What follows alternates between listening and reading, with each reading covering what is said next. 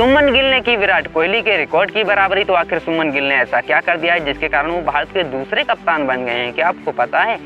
नहीं। अरे तो हम बताएंगे, लेकिन उससे पहले हमारे चैनल को सब्सक्राइब और वीडियो को लाइक शेयर भी कर दो यार। दोस्तों जैसा कि आपको पता है, इस समय भारतीय जो पुरुष टीम है वो ऑस्ट्रेलिया के दौरे पर गई हुई है। यानी हमारी पुरुष टीम ऑस्ट्रेलिया के दौरे पर है और वहाँ पर 3 ओडीआई मैचेस और 5 T20 मैचेस खेलने के लिए गई हुई है। यहाँ पर भारतीय टीम जो है अपना पहला ही ओडीआई मैच ऑस्ट्रेलिया के सामने पर्थ में खेलती है 19 अक्टूबर को, और वहाँ पर भारतीय टीम को हार का सामना करना पड़ता है। डकवर्थ लुईस नियम के आधार पर भारतीय टीम 7 विकेट से ऑस्ट्रेलिया के हाथों हार जाती है। लेकिन इसी के साथ सुमन गिल जो है वो भारत के दूसरे कैप्टन बन गए हैं जिन्होंने तीनों फॉर्मेट में एज ए कैप्टन अपना पहला ही मैच हारा हो, क्योंकि इससे पहले यह रिकॉर्ड विराट कोहली के नाम था।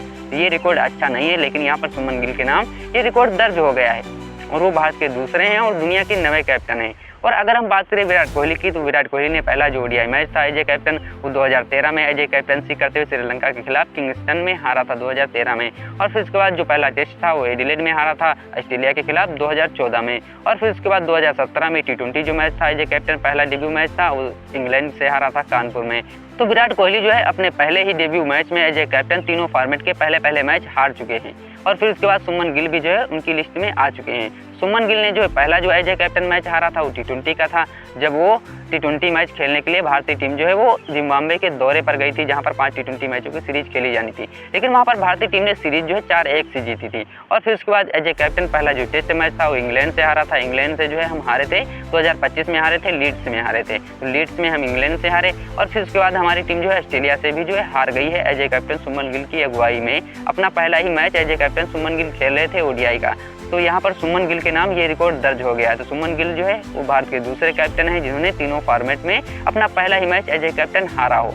और फिर अगर हम बात करें इसके अलावा, तो सुमन गिल दुनिया के 9वें कैप्टन है। क्योंकि अगर हम बात करें नंबर 1 पर कौन आते हैं दुनिया की, अगर हम बात करें तो उसमें जो है स्टीफन फ्लेमिंग आते हैं जो न्यूजीलैंड के हैं, वो पहले नंबर पर हैं जो तीनों फॉर्मेट के अपने पहले ही मैच जो है एज ए कैप्टन हारे हो। और फिर उसके बाद जो है शॉन पोलाक आते हैं, ये साउथ अफ्रीका के हैं, ये भी जो है दूसरे नंबर पर आते हैं, तीनों फॉर्मेट के अपने पहले मैच हारे। फिर उसके बाद जो है तिलक रत्ने दिलशान आते हैं, ये श्रीलंका के हैं, ये भी जो है हारे हैं तीसरे नंबर पर। और फिर उसके बाद ब्रेंडन मैकुलम आते हैं, यानी जो न्यूजीलैंड के जाने माने प्लेयर और कैप्टन जो है ब्रेंडन मैकुलम, वो भी अपना जो है पहला मैच एज ए कैप्टन तीनों फॉर्मेट के पहले मैच हारे थे ब्रेंडन मैकुलम।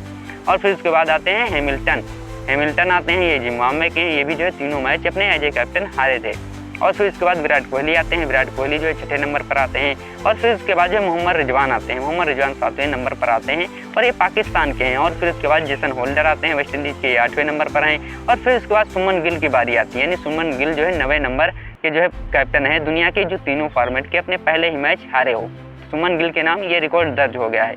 और वहीं पर सुमन गिल के नाम जो है कुछ प्लस पॉइंट भी है, क्योंकि सुमन गिल जब जो है अपना पहला मैच एज ए कैप्टन हारे हैं, तब भारतीय टीम जो सीरीज नहीं आ रही है, क्योंकि हमने जिम्बाब्वे के खिलाफ पहला मैच जो T20 का था एज ए कैप्टन सुमन गिल की कैप्टनसी में वो हारे थे। और फिर उसके बाद हमने सीरीज 4-1 से जीती थी।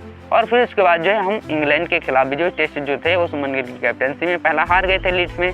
और फिर उसके बाद जो है हमने 2-2 से टेस्ट सीरीज बराबर कर दी थी। लेकिन अब ऑस्ट्रेलिया के खिलाफ यहाँ पर जो है भारतीय टीम के लिए जो ये बहुत बड़ा चैलेंज है कि क्या यहाँ पर जो भारतीय टीम जो है इस सीरीज को बराबर कर पाती है या जीत पाती है, ये देखने वाली बात होगी।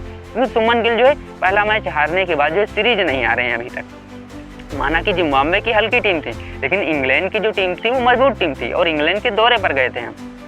तो यहाँ पर ये भारतीय टीम के लिए बहुत बड़ा प्लस पॉइंट है। और वहीं पर अगर हम बात करें इसके अलावा, तो इसके अलावा जो भारतीय टीम जो है वो 8 मैचेस जीत करके लगातार 9वां मैच हारी। यानी पिछले जो हम 9 ओडीआई मैचों को उठाकर देखें तो उसमें सिर्फ एक ही ओडीआई मैच भारतीय टीम हारी है। चैंपियन ट्रॉफी से लेकर के अब तक हमने इंग्लैंड को भी पेला था और फिर उसके बाद हमने चैंपियन ट्रॉफी में भी कोई जो है ओडीआई मैच नहीं हारा था। तो इंग्लैंड को हमने घर पे ओडीआई सीरीज में व्हाइट वॉश किया था, 3-0 से जीती थी। और फिर उसके बाद जो है हम जो चैंपियन ट्रॉफी थी उसमें भी जो है हम बिना कोई मैच हारे चैंपियन ट्रॉफी जीते थे।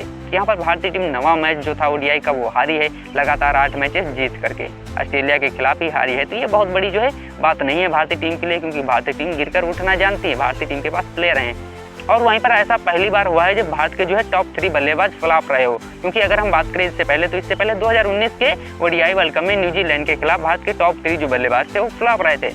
उसमें रोहित शर्मा भी जो है थे जिन्होंने 1 रन बनाया था 4 गेंदों में। और फिर उसके बाद केएल राहुल ने भी जो है 1 रन बनाया था 7 गेंदों में। और विराट कोहली ने भी 1 रन बनाया था 6 गेंदों में। और फिर उसके बाद ऑस्ट्रेलिया के खिलाफ हमारे टॉप 3 के बल्लेबाज फ्लॉप रहे हैं, जिसमें रोहित शर्मा ने 8 बनाए हैं 14 गेंदों में और सुमन गिल ने 10 बनाए हैं 18 गेंदों में। विराट कोहली खाता भी नहीं खोल पाए हैं। यहाँ पर लंबे समय के बाद भारत के टॉप 3 बल्लेबाज फ्लॉप रहे हैं। बाकी दोस्तों आपको क्या लगता है, क्या भारतीय टीम जो है अगले ओडीआई मैच में वापसी कर पाएगी और ऑस्ट्रेलिया को हरा करके 1-1 से बराबरी कर पाएगी और जो तीसरा ओडीआई मैच है उसे जीत करके सीरीज जीत पाएगी? हमें कमेंट करके जरूर बताना दोस्तों। बाकी दोस्तों टीम इंडिया के लिए यार एक लाइक एक शेयर तो बनता है।